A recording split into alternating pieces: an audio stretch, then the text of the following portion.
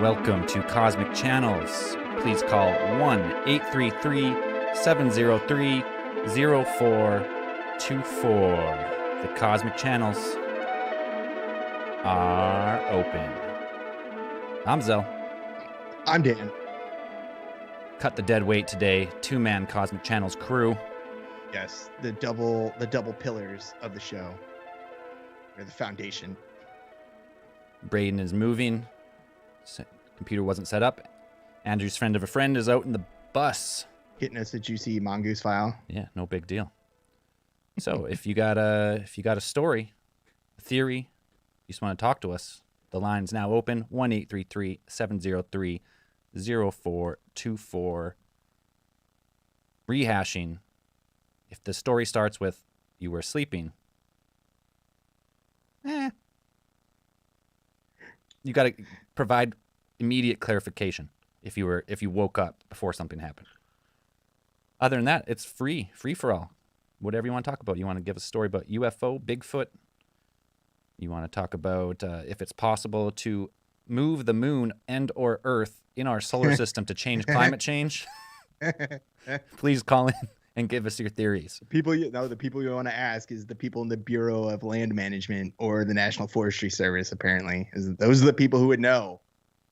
You want to ask about, in order to combat climate change, you want to move the moon or the Earth, and if we can do that. Okay, we were just talking about it before. If no one knows, it's a senator? No, he's a representative, so he's a congressman from the House of Representatives. And is it Louis Gohmert? Yeah, Louis Gohmert. And I believe he is the there's a lot of people who refer to a lot of his coworkers or people who work with him, colleagues, refer to him as the dumbest man in the United States Congress. And he had an interaction with the deputy director of the National Forestry Service. So yeah, at first I saw this headline and it says a representative asked someone if they could move the moon in order to combat climate change. And I was like, oh no, that's a quote taken out of context. There's no way a duly elected representative would ask a question like that. I was so totally wrong. And he asked seriously, this is the exact transcript of what he said. I understand from what's been testified to the Forest Service and the Bureau of Land Management, you want very much to work on the issue of climate change. I was informed by the immediate past director of NASA that they have found that the moon's orbit is changing slightly, and so is the Earth's orbit around the sun. And we know there's been significant solar flare activity. And so is there anything that the National Forest Service or the Bureau of Land Management can do to change the course of the moon's orbit or the Earth's orbit around the sun? Obviously, that would have profound effects on our climate. He's not wrong. They're his exact words. He's not wrong, though. If you could somehow change the orbit of Earth in the solar system, you could cool it down a bit.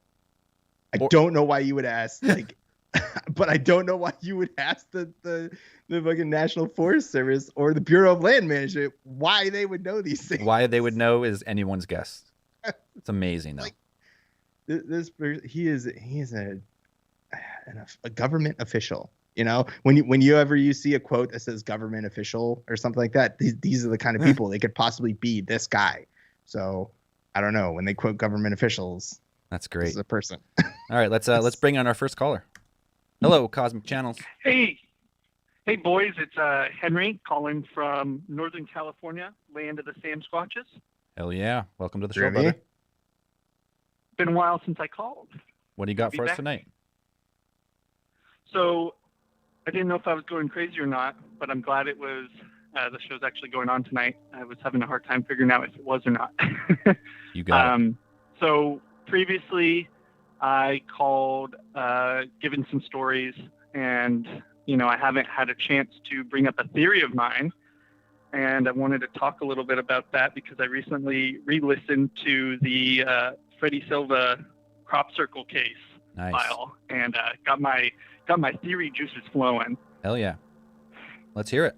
So I was thinking because, kind of like the key to fame for a lot of these, crop circle cases are, the corn can't be pressed down the way it is. Like the stalks aren't broken.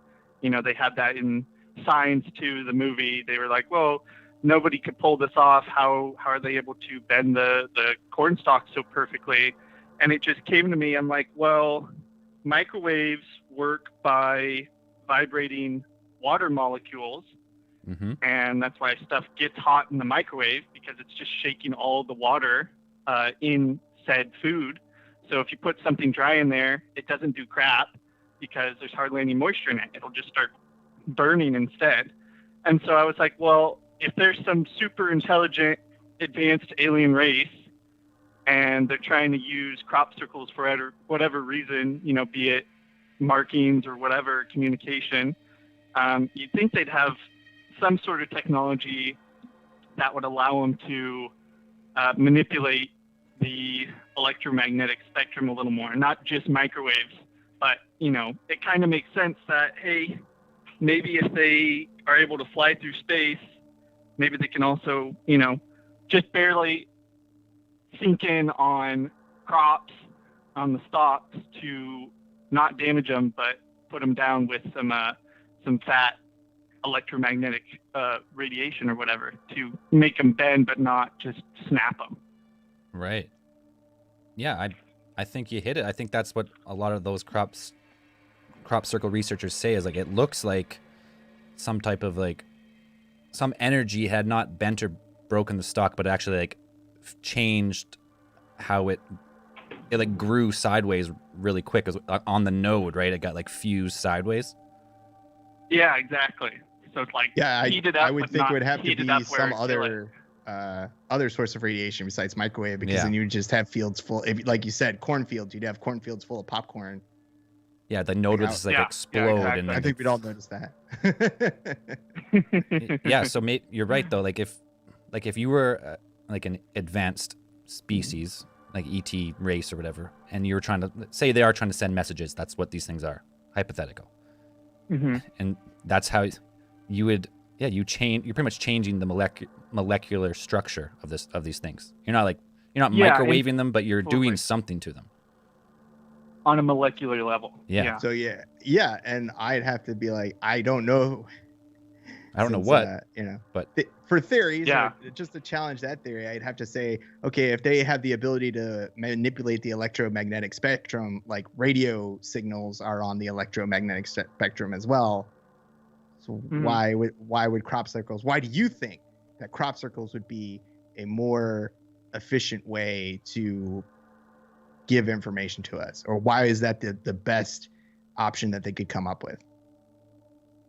Absolutely no idea, and that's the fun of it. That is true. If they've got anti-gravitic tech or whatever there is, or if they're, like you said, able to manipulate, like I said too, the electromagnetic spectrum, it's not out of the realm of possibility that, that involves shifting light, which is also in the electromagnetic spectrum, the visible light spectrum. So there's just, that kind of opens up a whole chain. That's why I just compared it to microwave stuff, because that's the closest thing we've got. Yeah. But yeah, it would turn it to popcorn if we tried to do something like that. Yeah, if you had a microwave beam from space, let's say, and you aimed it at a field, the whole field would just kind of like, all the stalks would just explode. But yeah, no, the crop circles, I mean, Freddie Silva's awesome, and he did a ton of research into it. And there was, I love that episode. And obviously there was lots that were fake. But there was many that seemed to disappear out of nowhere with no footprints or anything. You're like, that were so crazy, and the way the stalks laid down, you're like, it just seems alien, right? It just looks and felt alien. Yeah, I can't remember. Did they? It's my understanding that most of the crop circles I know, just off the top of my head, are mostly like wheat fields and grass fields. Like, were there actual ones that were corn stalks? Because I know they talk about how corn stalks would be a lot more difficult to. No, it was like canola fields and other types of fields, and I think there has been a couple in corn or maize. I think some of those are in North America though. Okay. I think that you get it from people get confused because it was in signs was cornfields, right? Right. So everyone thinks it's in cornfields, but it's in many other crops. Right, and that was an artistic choice on Yeah. Shyamalan's part because it would be scarier. That's what scarier Yeah. if the stalks are taller than people and like you don't know what's in there. Right. Yeah, no, that's And then it kind of gets interesting because sorry to interrupt. no, keep going. I was just going to say it kind of gets interesting because we're talking about different crops, and obviously different crops are going to have different water content too. So maybe that's why they're going for, like you say, wheat and things like that, because they don't necessarily have as much. So maybe they're easier to work with for that reason. Yeah, I mean, Could be. it's fun. Yeah. It's fun to theorize about crop circles because, I mean, once you hear Freddie Silva talk about him, you can't help but be intrigued. It's just so fun. Yep. Yeah. Well, anything Freddie Silva All talks right, about well- turns into fun. So. Yeah, exactly. Hey, man, thanks for the call. We appreciate it. Thanks, Henry. Thanks for having me. Glad Cosmic Channels is back. Have Hell a good yeah. night, boys. Talk to you later. Okay. Boom. Call one. Crop circles are fun. Sickles are cool. I mean, there was a few guys. What was it, like Dan and Dave or whatever, who ran around with Yeah, just- boards and 2x4s and stuff. I mean, that's still cool. Like, I it's still that's think it's even as a impressive. giant, art project. I was like, those are pretty neat. It was impressive. Sure. Some of the ones they claimed to do, but there's, as Freddie Silva said, there's like, yeah, there was 9 crop circles reported in one night. There's no way they did them all. No. So there's either, I mean, it has spawned many different groups of hoaxers who do it now, and they make like very elaborate like art pieces in fields. It's like it's really cool, but it's hard to. I'd have to wonder if it was like. I'd also have to wonder, like, that brings up the idea that, like he said, differing water content. That would depend on like what season that the grass was growing in. I would assume, like whether it's been harvested or not, or A lot of kind variables. those things. Like, what is it a conscious choice by whatever's making these crop circles? I'd have to see the data. I mean, that's a question I'd like answered. Have to look more into. Yeah, because there's that one. I mean, it's been a while since we talked about him, but the one that Freddie Silva put on Secrets in the Fields as his like cover picture is like a frequency representation of, I can't remember what frequency, but if you play it on like a cymatic plate, like play sound through a plate, Right. and there's salt on it, it'll take take a shape, and it's like that shape is in the field. And I can't remember what frequency. It's been a long time, but a lot of cool stuff with crop circles. You don't really hear about them anymore, really. No, right? I think they've been died off, or most of them get written off as hoaxes, or the farmers are really pissed. That they just get half their field ruined. And, Yeah, it'd be $10,000 worth man. of crops at a time just get flattened. Yeah, that's what I'm saying. I was like, I wonder if it were hoaxers, like it would probably be more likely that they did it like after the harvesting had gotten done. So like that way the farmers wouldn't be as mad, or the farmer would be in on it, like something like that, Yeah. possibly. That's how my thinking goes. If you're watching live and you want to call in, the number is on the screen. You can't miss it. If you don't have a story and you just want to give a theory, Yeah, Henry just gave us a great theory. you want to Call ask in. Dan about the origins of the universe and all that, just call in. No big deal. Sure, He's got the answers. probably. He's got if- 'em. Are they good answers? No. No, but he'll give you one. I got answers. He'll I got give you answers something. for you. No problem. Emma, Talk about whatever. we were just talking about that Emma Bar. Does anyone know if crop circles are still occurring? I'm sure they are. That is not. You don't hear about them. I'm sure Yeah, they're, not- like they're a not front page localized. news anymore. They're a localized story. They don't get like global press. It's kind of one of those things, I think, where if one gets proven as a hoax, then the rest of them get written off as hoaxes. Yeah, it's easy just to get rid of them at that point. Even as fantastic as the crop circle even is, or elaborate, they probably still write it off as a hoax. Like somebody figured out a way to do it. It just doesn't, it doesn't make the news. I don't know. You have to check local newspapers, the really rural newspapers. Maybe they pop up every now and then, but I don't think they get it. I mean, people still go to some of those places. I think, and I think Freddie Silva still talks about it in some of the books where people still go there for the, residual vibrational The spiritual frequencies effects that hang out almost. there. Yeah, you go and Something like like they just lay in the fields and like you pretty much you're stargazing in places where crop circles have been in the past. Yeah.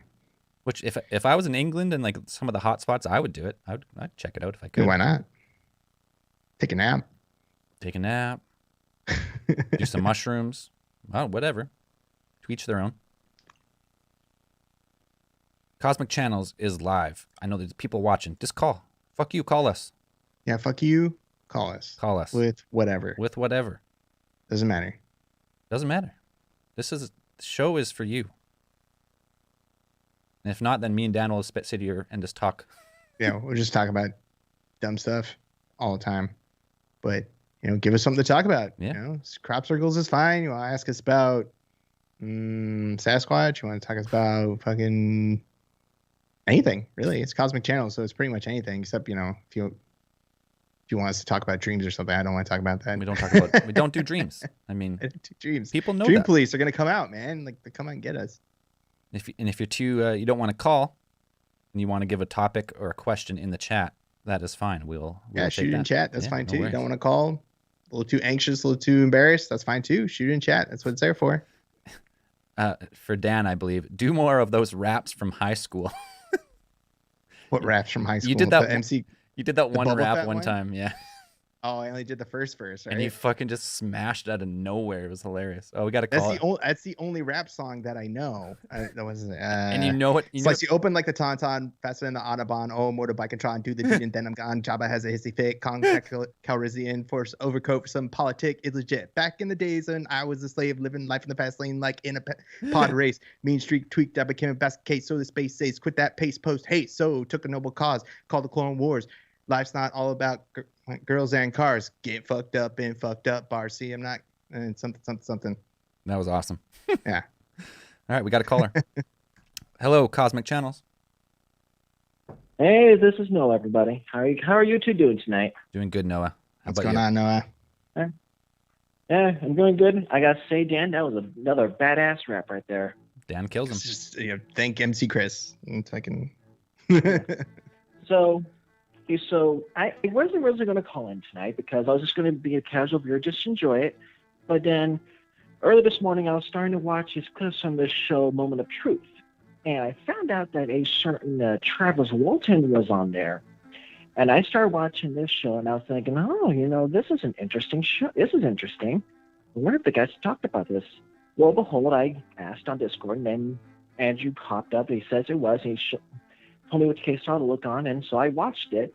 And I kept really hearing the podcast, and then I went back and watching the show that he was on, and I kept seeing different information being tossed around from both sides, and I was like, maybe this would be an interesting thing to call on to see if you'd be interested to hear what he had said on the show, Moment of Truth. About So Travis you're talking Walton. about the If you're all Moment of Truth interested. where they say they hook somebody up to a lie detector or polygraph, and then they have the robot voice tell them if it's true or false. You're talking Yes. about that one, right? Yes, Okay. that's the one. Yeah. Give us the quick spark notes. So some of the things, obviously the last question they asked him was he abducted by UFO? He said yes, and the answer was false. But every other question before that, he had answered truthfully. And some of the things that he had said, I thought was very interesting. One of the things I from your podcast is that Angel mentioned that his dad was like very obsessed with UFOs, like crazily obsessed. And Travis Walton was like, I mean, yeah, it was mentioned here and there, but it wasn't like they were obsessed or anything. It was just like passing conversation. I was like, okay, interesting. And then when they asked him if he had been diagnosed with any mental illnesses or disorders, he said his answer was, I have to technically say yes, but I also have to explain. And the whole thing that he says here, and this is one I really want to get your insights on, is this is what he says for his answer, why he said it was, why he had to say yes to this. He says, and I quote, one of these psychologists who witnessed this regressive hypnosis concluded that I was telling the truth. However, since he didn't believe in UFOs, he had to come up with something to rationalize in his opinion. So he had diagnosed me with transitory psychosis, and that the delusion, and that I had a delusion that this had occurred to me. What he didn't explain was how my 6 coworkers were telling the truth. So I went through I can't read my own handwriting sometimes. I went through a battery of psychiatric examinations and had a perfectly normal pattern of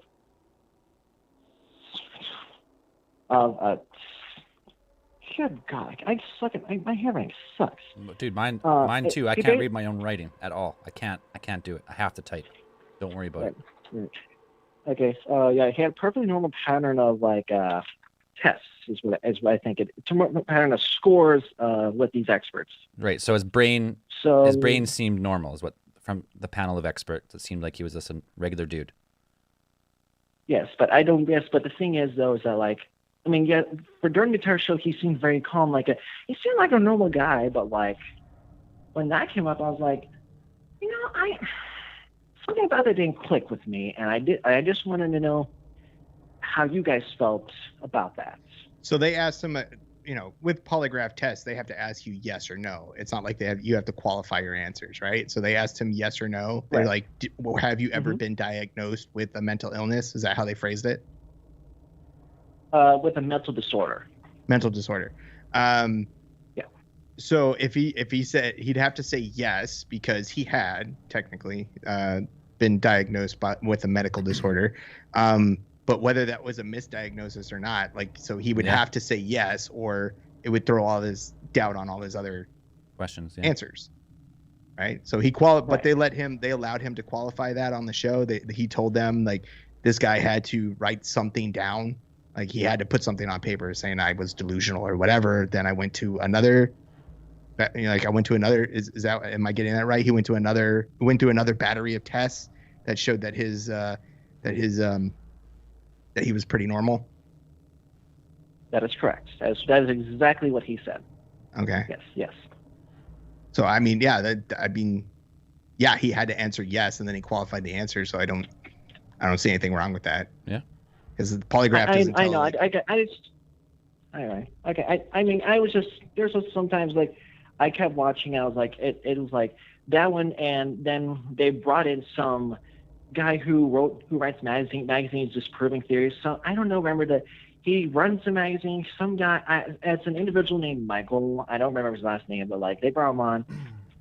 And that was another moment where I thought, I don't know if I can buy into this story or this guy too much, because that's when he really started fighting back with this person who didn't believe him, whatnot, and it was back and forth with them for a minute, and then I was like, I'm not buying into that much of a story. I really wanted to call in and see how everyone's thoughts were. I can, if you want me to, I can send you the link to the video if you want. I mean, that's up to you though. Hey, if you put it in the chat, if someone wants to watch it, then they can look for themselves. As far as Travis Walton, I mean, we've met him in person. Yeah, and Braden has his doubts. Really? He shook the man's hand. We shook his hand and we talked to him, and I don't know how to say this. He didn't. When I shook his hand, and when you shake someone's hand, it was he just felt like something was off about Walton. When I talked, that's the polite way to say it. When I met him personally, and that could be if, say, you did experience a traumatic. He was no Bob Gimlin. Yeah, if you experience a traumatic abduction, his story is 100% true. It would make sense what it would do to your psychological well-being. I could see that. So if he was abducted, and all the stuff he said is true, I could see why he would how he is as a person because of it. So, but just from meeting, I can't tell because his story. It's been a while since we did the case file, and I think our conclusions were, it's a great UFO story, abduction story. But there was a lot of stuff we were wondering at the end. And I just feel like he's never really given all the answers. He was on Joe Rogan, and he didn't even give all the answers, right? He gave the classic tale that he was with his 5 or 6 buddies. He seen the blue light. He got shocked. They thought he was dead. They left him, and then they found him 5 days later in a phone booth. Whatever it was, and he had a 5-day beard. Yeah, but it's a good story. I don't know. I don't know what my final thoughts of Travis Walton. Yeah, I always take those truth detector shows with the You know, they want everything to be fantastic, and they want everything to kind of subvert your expectations. So whether it is, I know I've seen bits and pieces of that show, Moment of Truth, and it's always like the end. They ask the big question at the end, and then you have to wait like a solid minute before the little robot voice tells you what you're not expecting, and then everybody goes, you know, get that classic reaction. But I think those shows are engineered that way. You know, especially there's so many. That's why they have like professional. I don't know 100% how the show works also. So because I haven't watched, I'm not a regular watcher.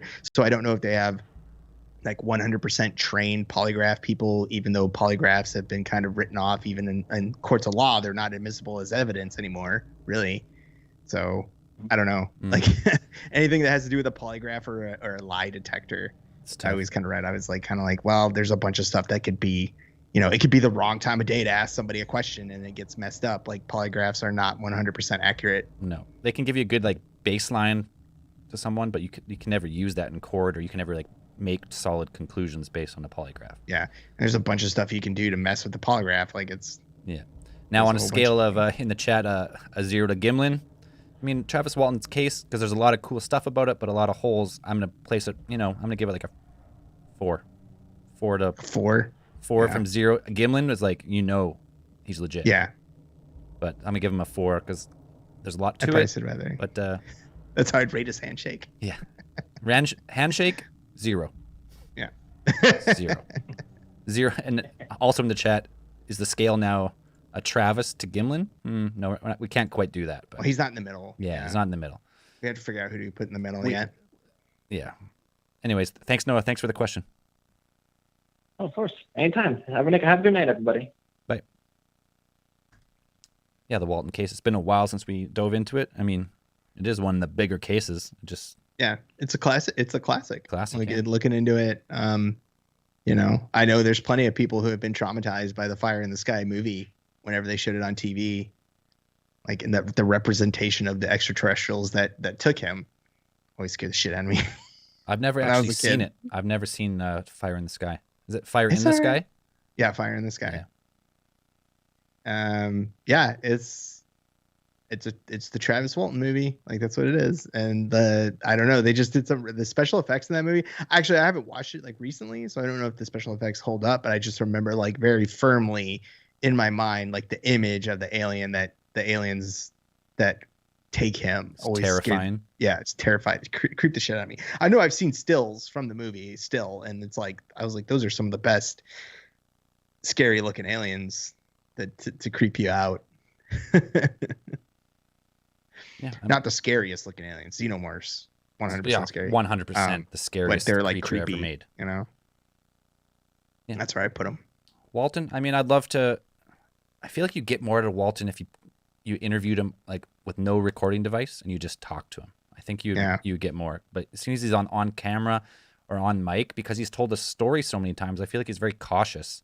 Yeah, he even has a really good mustache too. Excellent mustache. Yeah. But fucking I don't know. Like when we met him, I mean, you could say, you know, he'd been there at the convention for a while. He's probably been shaking so many hands. Yeah. He's just tired. But, you know, you just talk to him. He seemed really distracted and stuff like that. Then again, who knows? Yeah, who knows? I know. I can't say either way, but lower on the Gimlin scale for sure. All right, we got another caller. Hello, Cosmic Channels. Hey, how's it going? Good, brother. What's your name? Where are you calling from?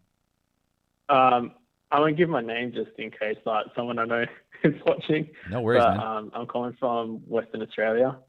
Western Australia? Like Perth or? Yeah. No, like just south of Perth, like 2 or 3 hours. Smaller city? Gotcha. Yeah, something like that. Good enough for this show, man. What do you got for us?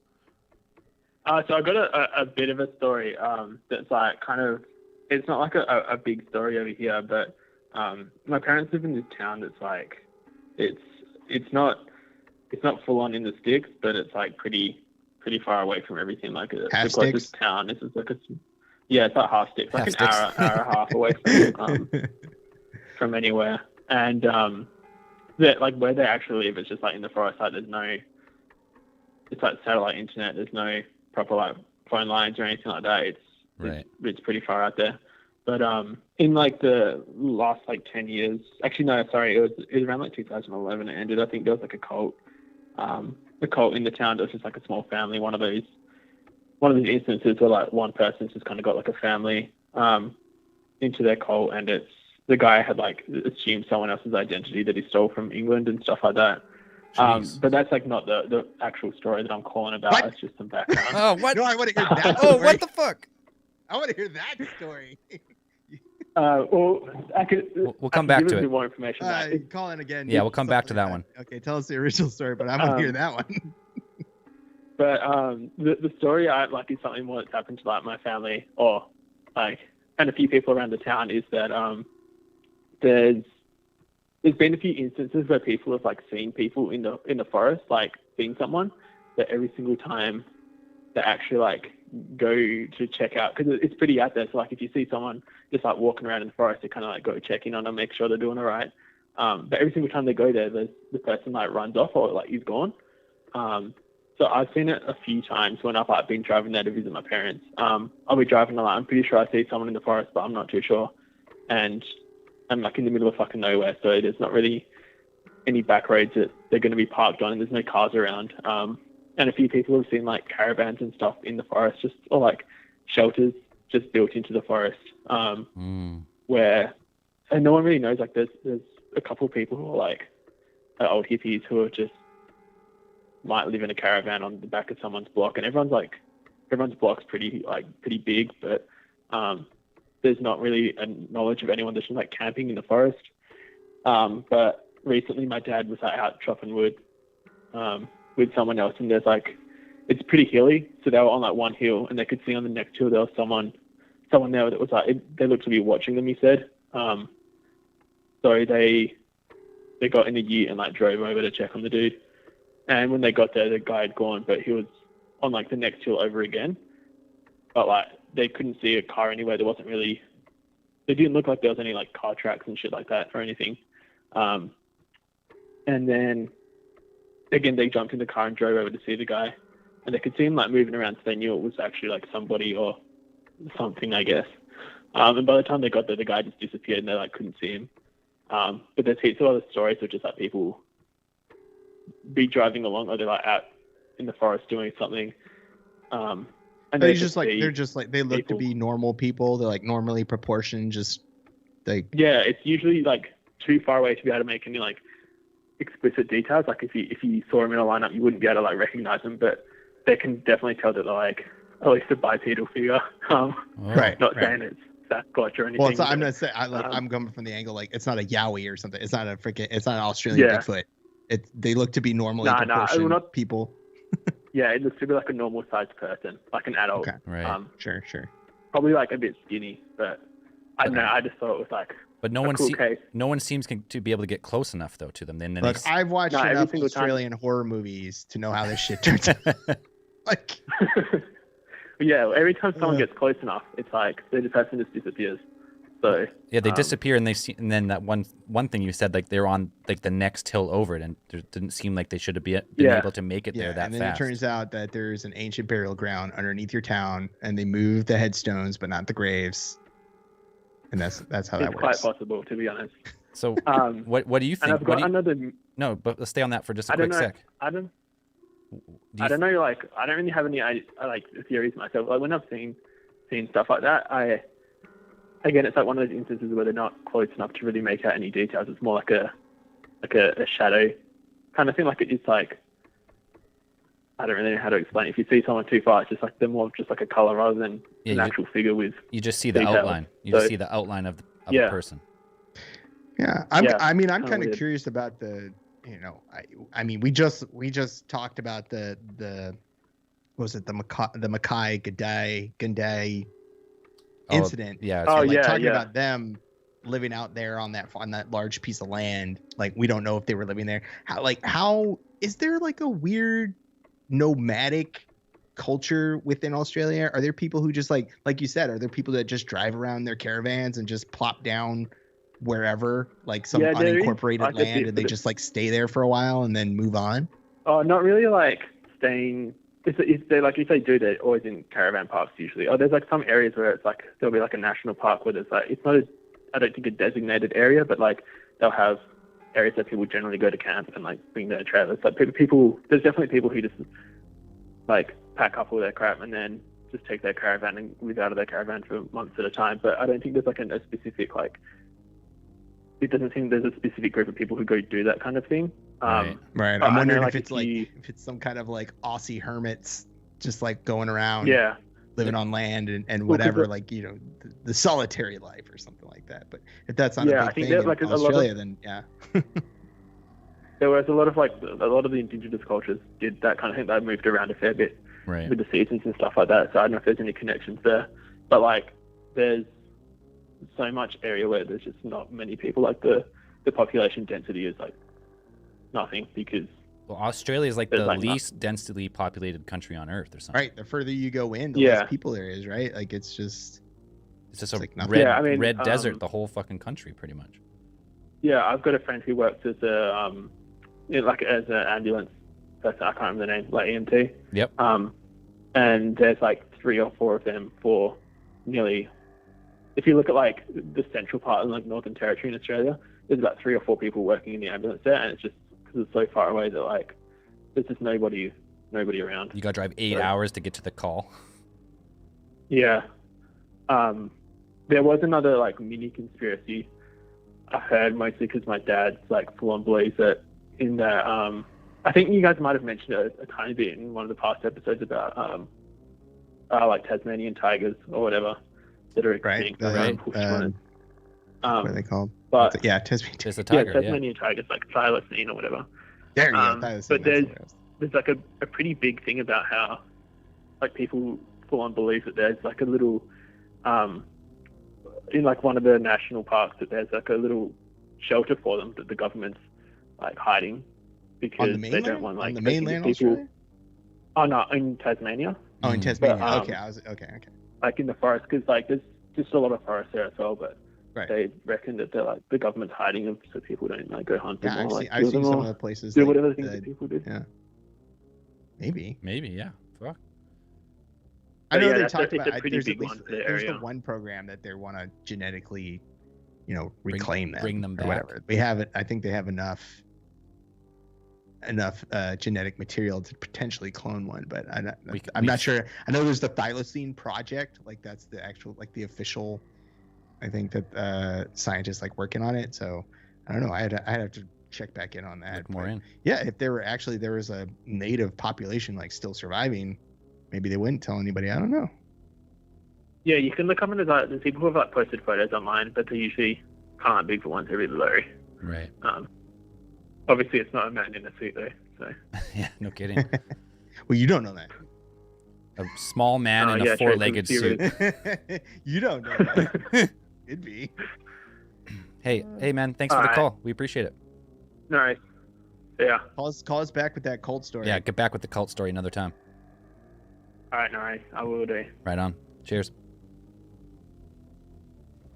Boom. I was going to ask, I forgot to ask if there's any stories of anyone getting eaten around there. Cannibals. Yeah, Australian cannibals. Australian cannibals. Aussie cannibals. Or is it any, I've seen enough Australian horror movies that it's either a town that sacrifices kids, or it is I think they don't really have like warthogs and stuff, but fucking crazy caravan. What was it? There's like a couple where it's just like caravan drivers, like evil caravan drivers. what's the line? I remember what's it called, like Wolf Creek or something, where like the guy just like disconnects your battery and he's like, "Oh, I'll help you out," Yep. and then he just Yeah, fucking yeah. ends up killing everybody. And that was based on a works. true story, I believe. The guy killed like 20 people or something. Just like Australia's weird. backpackers and shit. Australia's a crazy place. It's crazy. It's so big, and no one lives there. Like Canada's, it's like Canada, but like more sparsely But populated. like, yeah, but a lot of it is like uninhabited. You know, it's like it's like uninhabitable. It's uninhabited. Exactly. Like Canada's got a ton of small cities and towns all over Canada. You could, like, you're always within like a couple hours of some small town. But Australia, it's like 85% of the people live in like the 3 or 4 big cities. Yeah, and it's just a And bunch then- of desert inside. Oh, like it's man. nowhere you'd want to live. Like you wouldn't possibly want to live there. I remember flying from Cairns to Alice Springs because I wanted to do like an overnight camping trip around Uluru, the big granite rock in the middle of the desert. I remember being in the plane and flying. It was like I can't remember how many hours, like 4 or 5 hour flight, and it was desert forever. I was like, man, this is an insane place. And then you get down and there's like a town in the middle of Australia, just randomly, just a small fucking town. And like there's, I don't know, a few thousand people, mainly like indigenous people, and like tourism for Uluru, and that's it. Yeah, it's a crazy, crazy country. Fun though, like the East Coast. I never went Western Australia. I did Melbourne all the way up the coast to Cairns as a tour, but I think we did. I went to Melbourne when I was in the Navy. We did a ship, like we went around, like we went to Melbourne and we went to like Cairns, and then we went to one more. I can't remember. Oh, so you did like the whole coast tour? Yeah, we did like, well, we went to Melbourne, then we went to like down there at the bottom, and then we were like over to the top, and that was it. Like, yeah, we just went to those ones. It was a fun time. It's a good time. But yeah, it's just like, it's such like, it's huge. It's a continent. It's itself. Huge. Yeah, it's fucking massive. And so like the climate differs from place to place. Like it's the environment changing, things like that. Because I was watching, they have that one great documentary about the production of Dr. Moreau's Island, the one with Val Kilmer and what's his name, guy from The Godfather. I don't know. My pop culture is terrible. God damn it. The one with Val Kilmer and what's his name? He's a legendary actor, and I can't get his name in my head. And like, just like when they talked about like they were trying to produce in like this one place of Australia, and they're like, yeah, it is the wettest place in Australia. It just like rains like all the time, so they can like get anything done. Just rains too much. Just rains too much, and they're just like, they're sitting there. There's days where they couldn't do anything, and it was just like, it was a nightmare of a production. It's like Island of Lost Souls or something like that. Like if you ever want to watch a crazy movie about movie productions, like that's a really good one to fucking watch. Just about like, the making of that movie. And making about that movie and how terrible it was. It was a terrible movie, and but the production of it is just like the director ended up like going crazy, like losing his mind, and then like they try to have people escort him to the airport, and then when they got to the airport, like he was gone. Like he was supposed to leave. They fired him. The first director, they fired him, and then they brought in another director, and they were supposed to escort him to the airport. And like when he went to the airport, he like disappeared. Like he ran away. Yeah, he like ran away. Fuck this movie. He didn't get on the plane. I'm not gonna give it away because the story is crazy. Like you ever want to fucking watch it? It's a really good. Fucking watch it. It's a nutso story. 1996 film with Marlon Brando. That's it. God damn. Marlon Brando. Oh, wasn't that? Didn't he play Superman too? He played Superman's dad. That's yeah. There it is. Jor-El. In the movie, but yeah, that movie is just craziest thing I've ever heard of. Like the story, like just the story about it. I think that director recently like just got into good graces back with Hollywood because he pulled a whole bunch of crazy shit during that thing, and just took him years to get back. And it was also like in the era where Val Kilmer had gone like full asshole. Like I don't ever think he's been not good to work with, but like he was like full on like like Val Kilmer giant head. I am the greatest actor alive. Like there were points where he said he wouldn't come out of his trailer because Marlon Brando wouldn't come out. Marlon Brando was also pretty crazy at that point too. And like he wouldn't come out of his trailer until Marlon Brando would come out of his trailer. And like they would just go a whole day, couldn't get him out of their trailers.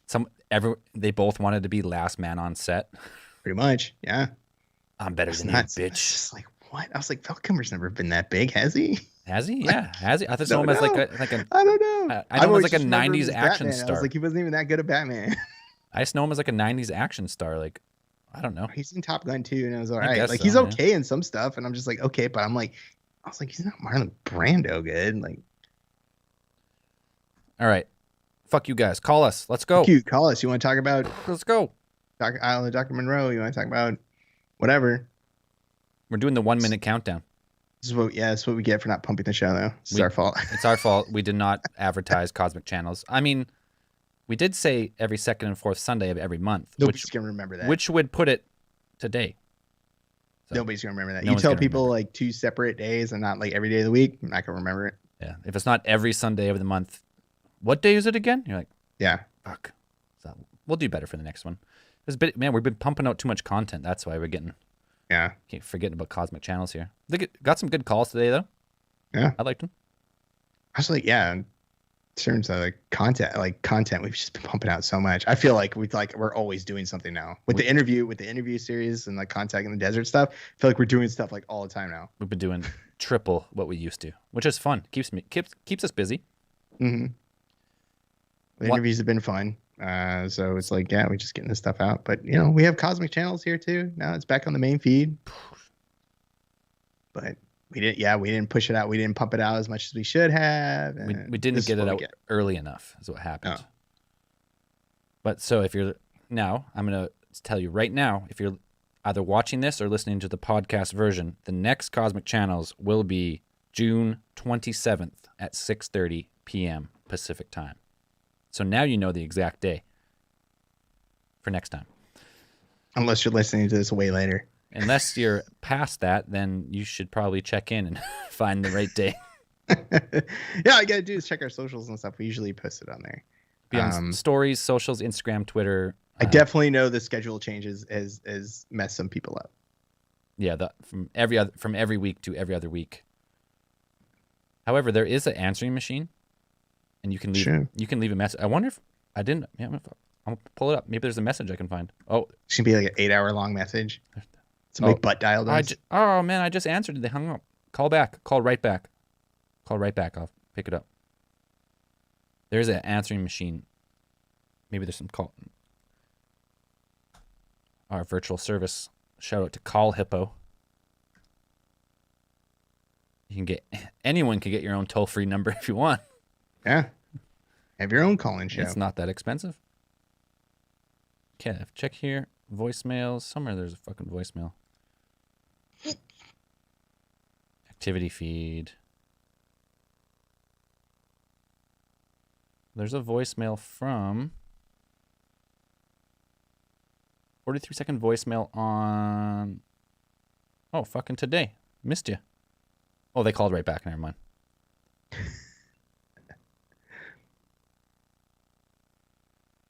How do I fucking play it, though? We got a call anyway. Fuck the voicemail. We got a real call. Got a live one on the line. Cosmic Channels. What's up? What's your name? Where are you calling from? How's it going? Julian from Dallas, Texas again. Oh, welcome back to the show. Yes, sir. What are you guys talking about tonight? Whatever you want. We're taking stories, theories, questions, whatever you got for us. Okay, cool. So I got 2 pretty good paranormal stories if you want to hear about them. Let's start with one, and then we'll see if we get to the second one. All right. So the first one starts back in San Diego. I think it was about 2016. Me and my wife and my daughter had just moved there from North Carolina, where I was stationed at before. So we moved into this house. I want to say it was just north of downtown San Diego. It was military housing, so it was pretty old. But so while we were staying there, my wife didn't tell me till one day we were having an argument. So one day we were having an argument, and I forget what it was about. All I remember was I went upstairs to get ready because we were going out. Go upstairs, get my stuff, get in the shower. While I'm taking a shower, I hear the door slam, or like wall shaking hard. And then I hear it the second time. Now, both windows upstairs were closed, and everybody was downstairs. It was just me upstairs. And I had left the closet door open before I went in, because we always tended to keep it open. And I left the room door open. When I walked out and was ready to go, I noticed that both doors were like shut. So I go downstairs, and me and my wife kind of started the argument again, but she's yelling at me for the way I slammed the door. And I'm thinking that she slammed the door, and that's when it both hit us that if nobody did it. So we started asking my daughter and her brother, who was staying with us at the time for vacation, and just no one knew anything of what was going on. But then my wife started telling me about this guy that constantly would stand over my side of the bed at night when we were sleeping, which is kind of weird. And at that point, I didn't believe her, but stuff, like, I started seeing strange things one night. Like, I remember one night my wife told me to go check on my daughter upstairs while she was sleeping. And as I was hit the stairwell and I was about to go upstairs, I just see this black shadow just dive behind, like, one of the railing at the top of the stairs. So I couldn't see it. And I thought maybe it was my daughter, but I was kind of scared. And I went back and I was like, I just saw some weird shadow hide behind the stairs. She was like, okay, go check on our daughter. I was like, are you crazy? There's something weird upstairs. But she was like, really? So I married a dude in the military and you're scared of everything. I was like, you know what? I'm going to go. So I turn on the lights at the stairwell and I go upstairs. And this is how I know it couldn't have been me, because there was no lights on. But I distinctly saw this shadow. Right. So I go upstairs and I get upstairs and I'm turning into our bedroom where she was laying down. And I see this shadow jump behind my side of the bed. And I see my daughter already she's snoring on the bed. I was like, oh, shit. Not your daughter. It was just, yeah, definitely not my daughter. She was asleep. So then my wife started telling me, because she has like this, I don't know how to explain it, but a lot of the women in the family on her side, on her dad's side, have like this extra sense or have this weird thing. Like my wife's seen certain things and has experienced a lot of weird paranormal things growing up. So she told me about this person and how it gives off a really negative energy when she sleeps, and it constantly bugs her at night. And she really couldn't sleep. So it made it that much worse. Right. But I was kind of happy when we finally moved out, because we realized that it was just weird energy, weird thing. Her mom told us that one day she was downstairs in the living room when I was at work and my daughter was out with the kids at the park, and my mother-in-law actually saw this weird shadow like standing over for like an instant, and then when she like got up, it was gone. So it was just weird. So wait, you left that house? Like you moved out? Oh yeah. Yeah. But I mean, Wise. it sucks because we had to like muscle it out for a few more months, and it was already pretty hard when we knew that something was there. It was kind of annoying because, you know, military housing, it's impossible to break a lease without them like trying to charge you an arm and a leg on the way out. So we ended up having to stay there for a few more months. But the moment that it ended, like we were out the door, everything packed, like, yeah. And nothing followed you to your new place or anything? No. Thank God none of that happened. Except for one thing, but I feel like it just follows my wife's family around, which is the second part of this paranormal story, which is, so it's like every generation of kid has had this experience with this weird lady in a robe. My wife only remembers it happening to her youngest brother one night when they were little, and he kept talking about how, because this is when they were living in New York City, and he kept talking about how there was this weird lady in a hood that kept calling him to go outside and play. Meanwhile, they lived on the second to last floor of this apartment building, and there was no fire escape like around that window, and it kept calling him to come outside and play. So I thought that was just a weird story. But then the same thing would happen to my daughter as well when she was little, where she would describe this lady keep asking her to come outside and play, also, or like around a window where there's just no way to be up there, and she would describe how she was just floating there and kept calling her.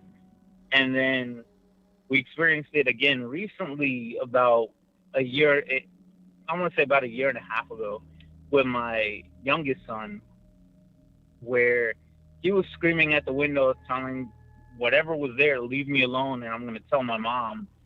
And when my wife asked him, what's bugging you? Why are you yelling at the window? And he kept describing the lady in the hood. The lady in the hood keeps calling me to come outside to play. And he's like, she looks scary. I don't want to play with her.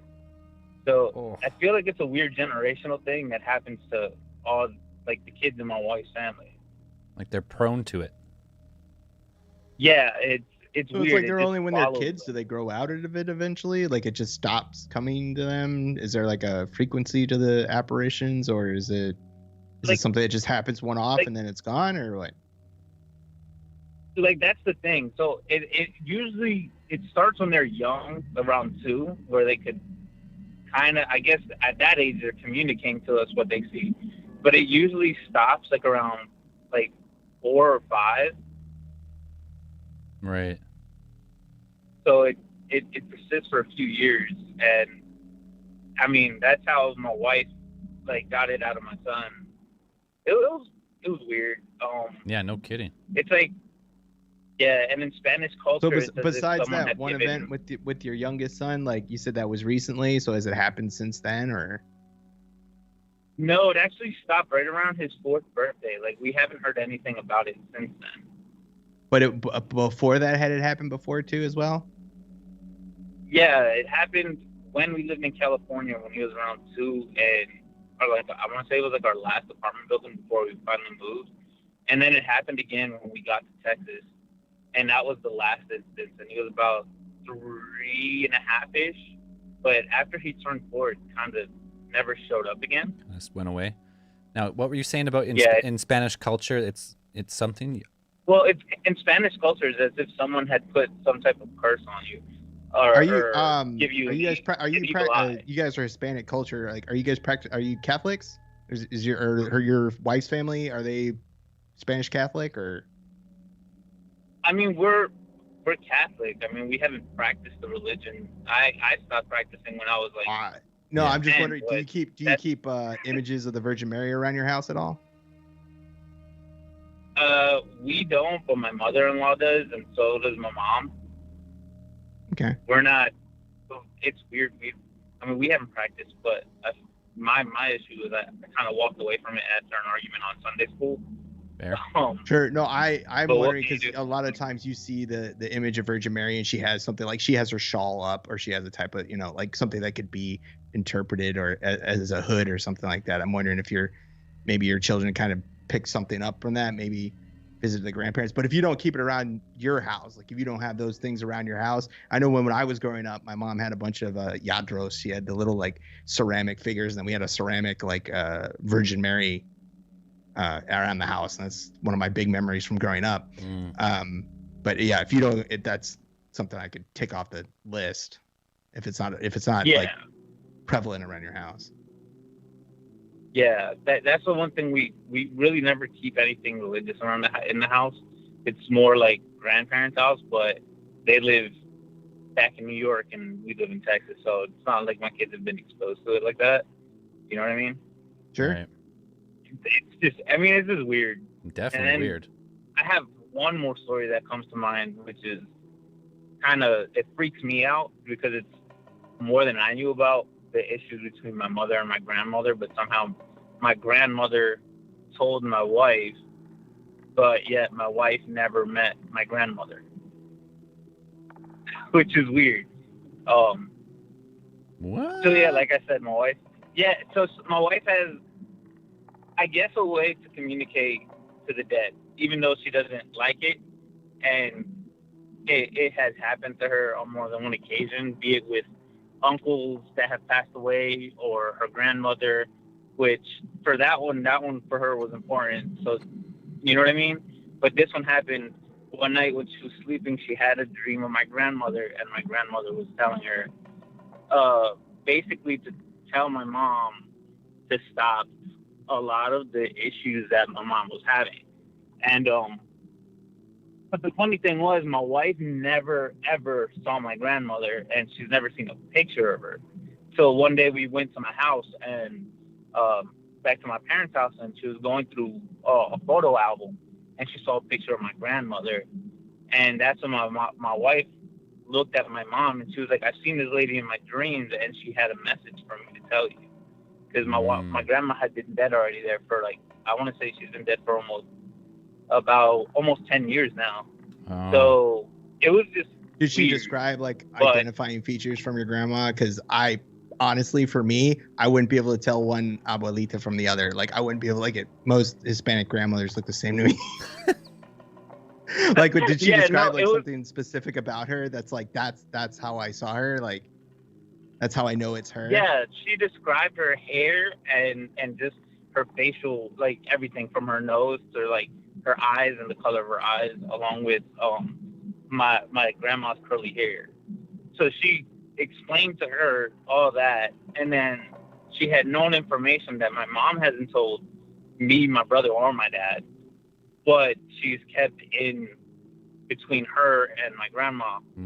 So when my wife told her all of that, you know, that moment where just that oh shit moment, like how the hell did you know? That holy shit moment, yeah. That's when, that holy shit moment, they basically got into that conversation. And I mean, I guess it was more of my mom being more forgiving and, you know, for letting the past be the past and just moving forward. So, I mean, it was a positive, but it's weird that my wife saw that or met my grandma without actually meeting my grandma and knowing about more intimate details between her relationship and my mother's relationship, which just none of us knew about. Crazy. Like, yeah. That's like a legit, like, I mean, if she can name features and describe your grandma who's been passed away for 10 years in detail enough that your mom would be like, there's no way she'd be able to know this. That's pretty nuts. Yeah. That's the weird thing, because we also, like, I mean, she's never, like, I don't know. It's just weird. I really could never explain that one. And just the way everything went down on that one. And the fact that she knew what she knew, but we never even heard about or knew. And then for all that, and my wife and my mom just going into in depth. I don't know. To me, I was like, shit, this is some crazy stuff right here. No kidding. Hey man, we're going to take one more call for the night, but thanks for calling back in and telling those. That's pretty nuts. All in all. Awesome. Thank you guys. You have a good night. All right, we'll talk to you later. Take it easy. Boom. A fucking visual. What do you call that? What do you call that if you can like see someone who's like just like a spirit medium? Spirit medium. Yeah. To see like defining features though that you could explain that. But, yeah, I don't like. I'd have to be like see a picture. But I know, I said, like I wouldn't be able to tell like one Hispanic grandma from the other. Dude, I because like my grandma, she's like her and a whole bunch of other people immigrated from like Slovakia, Czech Republic, and then in their small town of Fauquier, BC, there was 20 other grandmas that looked just like my grandma. Like they all had like short curly hair. They were like hardworking farm ladies, and they all I could call them all grandma. I'd be like, I don't fucking know. Yeah. They're all grandma. Yeah, to me. it's always hard for me to be like that's like if you saw a picture of somebody and been like, I saw that person, like I've 100%. So that's why I asked. I was like, did you see like there was like a wart on her nose or like how did you super 100% defining know she was features? her? Yeah, something that you couldn't mistake for someone else. It's like how is it not your? How do you know it's not your grandma or some in your dream it could possibly be like an amalgamation of all Hispanic grandmas together. I don't know. It was a creepy story though. Sure, that I was had my hair standing up on the back of my neck. Yeah, some real spirit medium shit going on. Yeah, that's great. I mean, that's over an hour, and no call was on hold there. So I think for this episode of Cosmic Channels, that will be all. So stay tuned. 2 weeks. What'd I say? What's the next day? June 27th. 6:30 p.m. Pacific time. Call in, share your stories, your theories. we can't wait to hear them. And these will always be available now as public podcasts on Alien Theorists Theorizing. If you're coming from Cosmic Channels, like the other feed, those will always be there. But from now on, Cosmic Channel's main feed is on Alien Theorists Theorizing. That's fun. I love hearing the stories. Anything else, Dan? Not much. Nothing. All right. The Cosmic Channels are now closed. Thanks, everybody.